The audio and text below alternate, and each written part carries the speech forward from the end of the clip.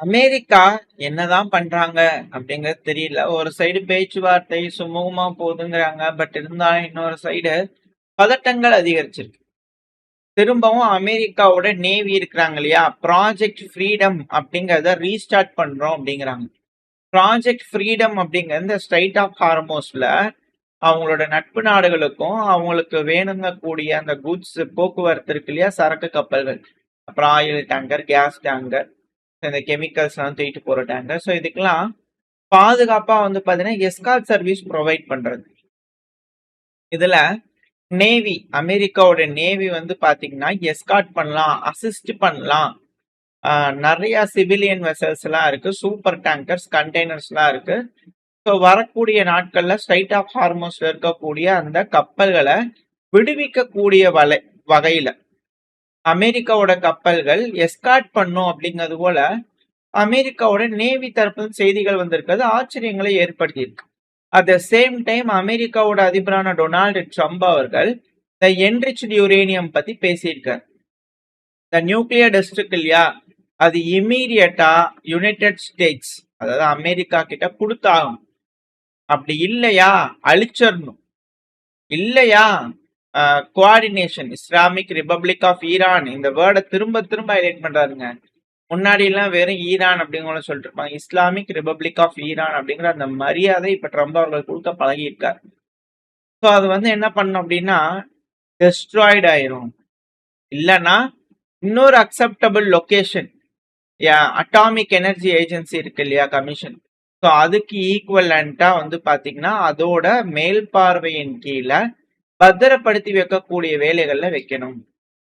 Thank you for attention to this matter அப்படிங்கிற சொல்லிக்கிறான்.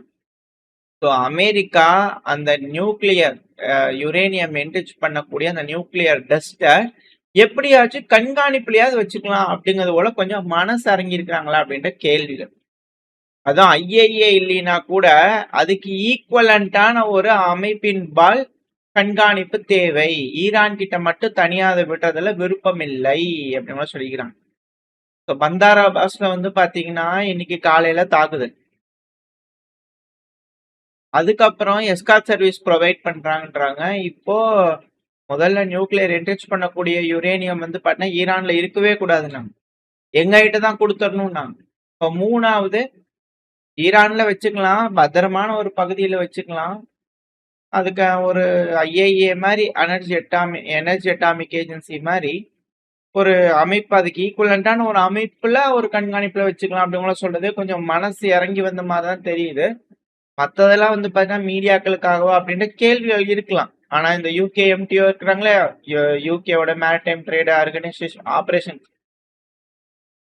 அவங்க ஒரு வார்னிங்கா கொடுத்துருக்காங்க. என்ன அப்படின்னா மஸ்கட் இருக்கு இல்லையா, ஒமன், அங்க ஒரு வெடி விபத்து நடந்திருக்கு, ஒரு கப்பல் மேல தாக்குதல் நடந்திருக்குன்னு இருக்காங்க. ஸோ இன்னைக்கு காலையில் நடந்த தாக்குதலுக்கு ஏற்பவா அதுக்கு பதிலடி கொடுக்கும் விதமா செஞ்சிருக்காங்களா ஈரான் அப்படின்ற கேள்விகள் இருக்கு. ஏன்னா திரும்ப திரும்ப அட்டாக் நடந்திருக்கு.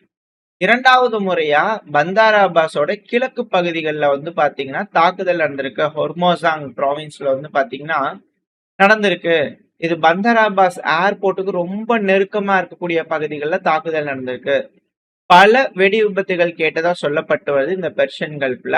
அதுவும் சிர்கி அப்புறம் ஜாஸ்க் இந்த பகுதிகளில் நடந்ததா சொல்லப்பட்டு வருது. புகை வந்ததா சொல்றாங்க, ஈரானோட மீடியாக்கள் ரிப்போர்ட் பண்றாங்க, அதுக்கான இமேஜஸ் வந்துகிட்டு இருக்கு. என்னதான் நடக்குது? ஈரான் அமெரிக்கா பேச்சுவார்த்தை சுமூகமா போதா, இல்ல பேச்சுவார்த்தை சீர்குலைக்கிறதுக்காக வேற யாராச்சும் இந்த தாக்குதல் பண்றாங்களா, இல்ல எஸ்கலேஷன் ஆரம்பிக்குதா அப்படின்ற கேள்விகள். ஏன்னா இதே போல இந்த பிரச்சனை 40 நாள் பிரச்சனை ஆரம்பிக்கிறதுக்கு முன்னாடி பேச்சுவார்த்தையில சக்சஸ்ங்கிற மாதிரி பேசினாங்க, அட்டாக் பண்ண ஆரம்பிச்சாங்க. அதே போல திரும்பவும் நடக்குதா அப்படிங்கிற அச்சங்கள் வந்திருக்கு. இதுக்கு ஈரானோட ஃபாரின் அஃபேர்ஸ் தரப்பு வந்து விளக்கங்கள் வந்தாதான் தெரியும். ஆனா அவங்க ஒரு அபிஷியலான ஸ்டேட்மெண்ட் கொடுத்துருக்காங்க. அமெரிக்கா இல்லையா வயலேட் பண்ணிட்டாங்க சீஸ்ஃபயரை, ஈரானை ஹராஸ் பண்றாங்க, கமர்ஷியல் ஷிப்பு கிட்ட எல்லாம் வந்து பாத்தீங்கன்னா அதிகப்படியான ஹராஸ்மெண்ட்டை காட்டுறாங்க இந்த அமெரிக்கா. இந்த ஸ்ட்ரைட் ஆஃப் ஹார்மோஸ்ல கடந்த 48 மணி நேரத்துல வாஷிங்டன் இருக்காங்க இல்லையா, அமெரிக்காவோட ஆளுகின்ற அரசாங்கத்தை குறிப்பிடுறதுக்காக வந்து பண்ண வாஷிங்டன் கேபிட்டல் சொல்றாங்க. ஸோ வாஷிங்டன் இருக்காங்க இல்லையா, அது ஒரு பேடான ஃபெய்த்தை வந்து பாத்தீங்கன்னா பண்றாங்க. டிப்ளமசி அப்படிங்கறத சொல்லிட்டு இது போல தப்பான விஷயங்கள் செஞ்சுக்கிட்டு இருக்காங்க. நாங்க வார்ன் பண்றோம். கண்டிப்பா ரெஸ்பாண்ட் பண்ணுவோம். சீஸ்ஃபயர் வயலேஷன் வந்து பாத்தீங்கன்னா இங்க நடந்திருக்கு. எங்களோட இன்ட்ரெஸ்ட் தான் நாங்க முன்னாடி நிலைநிறுத்துவோம் அப்படிங்கிற ஒரு வார்னிங் ஸ்டேட்மெண்ட்டை வந்து பாத்தீங்கன்னா வெளியிட்டிருக்காங்க. இதுக்கு தாக்குதல் பண்ண போறாங்களா இல்லையான்றது வரக்கூடிய நாட்கள்ல தெரிஞ்சிரும்.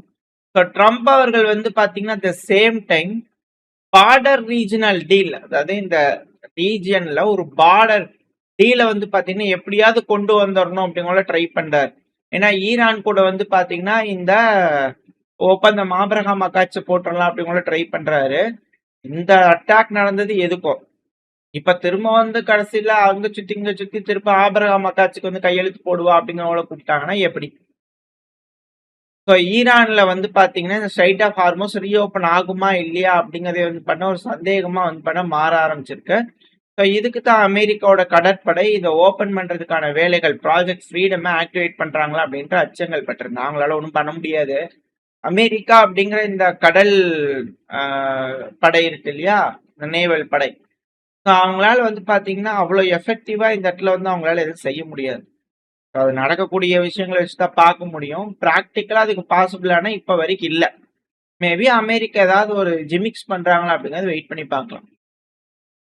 ஈரான் மட்டும் கிடையாது, மிடில் ஈஸ்ட்ல இருக்கக்கூடிய பல நாடுகளும் வந்து பாத்தீங்கன்னா அமெரிக்காக்கு எதிரான மனப்பான்மையை திரும்பிட்டு இருக்காங்க. சவுதி அரேபியா, கத்தார் இவங்க ஸ்ட்ரிக்டா சொல்லிட்டாங்க, ஓப்பனா சொல்லியிருக்காங்க, இந்த ஆபிரகாம் அக்காட்சில இந்த நார்மலைசேஷனுக்குலாம் வராதிங்க, பாலஸ்தீன் ஸ்டேட் அப்படிங்கிறத நீங்க அதை ரெடி பண்ணாமல் தான் இஸ்ரேல் அங்கீகாரம் பண்றதுக்கான இதே இருக்கு, அதுக்கு முன்னாடி கிடையாது அப்படின்னு சொல்லிட்டாங்க. ஸோ அதை அங்கீகரிச்சா அதை வந்து பாலஸ்தீன் ஸ்டேட் அங்கீகரிச்சிட்டாங்கனாலே அமெரிக்காவும் இஸ்ரேலும் அப்புறம் இஸ்ரேலோட பார்டர் அப்படிங்கிறது என்னவோ அதுவா மாறிடும். ஸோ இப்படி இருக்கக்கூடிய விஷயங்கள்லாம் வச்சு பார்க்கும்போது அடுத்து ஒமனும் வந்து பார்த்தீங்கன்னா ஈரானோட சைடில் ஆட் ஆயிருக்கிறாங்களா அப்படின்ற கேள்விகள் இருக்கு. ஏன்னா சுல்தான் ஆஃப் உமன் இருப்பாங்க இல்லையா, ஹத்தியம் பின் அவர்கள், தாரிக் அவர்கள் பேர் கொஞ்சம் கட்டாகல. ஸோ அவர் வந்து பார்த்தீங்கன்னா ஒரு எக்ஸிக்யூட்டிவ் ஆர்டர் வந்து பார்த்தீங்கன்னா போட்டிருக்காராமா. அதாவது இதுக்கப்புறம் ஈரானோட வர்த்தகம் அப்புறம் உறவுகள் மேம்பட வேண்டும் அப்படிங்கிறது போல அவர் தரப்பு வந்து சொன்னதா சொல்லப்பட்டுட்டு வருது. கத்தர்ல $12 பில்லியன் ஹியூமானிட்டேரியன் லோன் அப்படிங்கிறாங்க. அதை மறுத்து இருக்கிறாங்க கத்தர் தரப்புல இருந்து. பட் இருந்தாலும் வச்சு பார்க்கும்போது ஈரான், கத்தர், சவுதி, அதுக்கப்புறம் ஒமன் இங்கெல்லாம் வந்து பார்த்தீங்கன்னா ஒரு அலையன்ஸ் ஃபார்ம் ஆகுதா அமெரிக்காக்கு எகெயின்ஸ்டா. ஆனா மனப்பான்மையில வந்து பார்த்தீங்கன்னா ரொம்ப ஆதரவா போகாம நடுநிலையா இருக்கக்கூடிய ஒரு மனப்பான்மையில வர்றதுக்கான வேலைகள் இங்க நடக்குதா அப்படின்ற கேள்விகள். At the same time negotiation நடந்துச்சு. நெகோசியேஷன் முடிஞ்சுட்டு டெலிகேஷன்லாம் கத்தர்ல இருந்து வந்து பண்ண கிளம்பிட்டாங்க அப்படின்னு கூட சொல்றாங்க. காலிபாஃப் அவர்கள், அப்பாஸ் அக்ராஜி அவர்கள், ஸோ இந்த ஈரானோட சென்ட்ரல் பேங்க் தரப்புல இருந்து வந்திருந்தாங்க. ஸோ இவங்களா டெலிகேஷன்ஸ் வந்து பண்ண ரிட்டர்ன் போயிட்டான் இருக்காங்க. இந்த கத்தர்ல மட்டும் இல்ல, அட் த சேம் டைம் ஒமன்லயும் வந்து பாத்தீங்கன்னா சில ஒமனோட சேர்ந்தவங்களையும் பார்த்து பேசிக்கிறாங்க அப்படின்னு கூட சொல்றாங்க. ஸோ எல்லாம் பார்க்கும்போது பேச்சுவார்த்தைகள் ஒரு சைடு நடந்திருக்கு. அது சீரியஸான டிஸ்கஷன் தான். இருந்தாலுமே பேச்சுவார்த்தைகள் நடக்க ஒரு எஸ்கலேஷனே நடந்திருக்கு. இதெல்லாம் வச்சு பார்க்கும்போது பேச்சுவார்த்தை அமெரிக்காவுக்கு சுமூகமா முடியலையா அப்படின்ற கேள்விகள் வருது. ஸோ வெயிட் பண்ணி பார்ப்போம். வரக்கூடிய நாட்கள் ரொம்ப இக்கட்டான நாட்கள். அமெரிக்கா என்ன செய்ய போறாங்க, ஈரான் என்ன செய்ய போறாங்க, எல்லாத்துக்கும் கேஸ் கிடைக்குமா, ஆயில் கிடைக்குமா, எல்லா பக்கம் விலைவாசி ஏறிடுச்சு. இந்த பெட்ரோல் கேஸ்னால எல்லா பக்கமே போக்குவரத்து செலவுகள் அதிகரிக்கிறதுனால எல்லா பக்கமே விலைவாசிகள் அதிகரிக்க ஆரம்பிச்சிருச்சு. இதை கட்டுப்படுத்தல அப்படின்னா மிக பெரும் சிக்கலா மாறிடும். பொருட்களோட விலை ஏறது கண்கூட தெரியுது. எப்படி அமெரிக்காவோட நட்பு நாடுகளை காப்பாற்ற போறாங்க, இல்ல அமெரிக்காவோட நட்பு நாடுகள் அமெரிக்காவை விட்டு விலகி போயிருவாங்களா, என்ன நடக்க போகுதுன்றத வரக்கூடிய நாட்கள்ல அமெரிக்கா எடுக்கக்கூடிய முடிவுகள்லயே இருக்கு. நல்ல முடிவு எடுத்து அமைதியா பேசி தீர்த்துக்குவாங்கன்ற நம்பிக்கையில இந்த பையனா முடிச்சுக்கலாம். ஓரளவுக்கான தகவல்கள் இந்த பையில பார்த்திருக்கோம். இந்த பதிவு எப்படி இருந்துச்சு? இந்த பதிவு பத்தி உங்களோட கருத்துக்களை கமெண்ட் செக்ஷன்ல சொல்லுங்க. அப்பதான் நம்ம சேனலை மதிச்சு யூடியூப் 4 பேருக்கு ப்ரொமோட் பண்ணும். உங்களோட அன்பு ஆதரவு எனக்கு எப்ப இருக்கணும் நம்பிக்கையில அடுத்த பையன் சந்திக்க. அவருக்கு ஸ்டே சேஃப். பாய்.